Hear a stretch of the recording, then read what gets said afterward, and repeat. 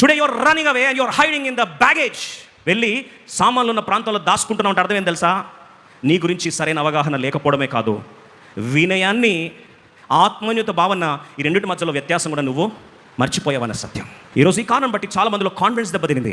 పరిచయలు చేయలేక, చివరికి దేవుడు పిలుచుకున్న పిలుపుకు విధేయత చూపించలేక, ఒకవైపు భయం, ఒకవైపు ఆత్మన్యూత భావన, ఒకవైపు కాన్ఫిడెన్స్ లేక, ధైర్యం చాలక ఈరోజు చాలా మంది దేవుడు ఏర్పరచుకున్న అద్భుతమైన దేవుని వాగ్దాన దర్శనం వైపు అడుగు లేకుండా ఈరోజు సామాన్ల మధ్యలో దాచుకున్న వారు ఉన్నారు. ఈరోజు దేవుడు పిలుచుకున్న పట్టాభిషేకం చేసి దేవుని గమ్యస్థానం వైపు నడిపించాలని దేవుడు ఆశపడుతుంటే ఈరోజు గమ్యస్థానం వైపు దూరంగా పారిపోతున్నావా, దాచుకుంటున్నావా?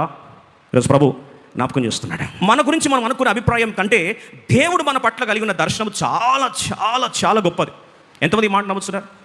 ప్రభు అంటాడు, భూమికి ఆకాశానికి ఎంత ఎత్తో అంత ఎత్తున్నాయా నా తలంపులు మీ పట్ల అన్నాడు. వాస్తవంగా చూడండి, తన గురించి తను అనుకుంది ఏంటంటే గాడిదలు తరమేవాడని. ప్రభు అన్నాడు, గాడిదలు తరమ మానేసి అన్నాడు. దేవుడు అంటాడు, నీ భవిష్యత్తును ఏం కాబోతున్నావో, దేని కొరకు నేను ఏర్పరచుకున్నానో అది నీ దర్శనంగా నేను చూడాలని ఆశపడుతున్నా, నువ్వు కూడా అదే చూడు.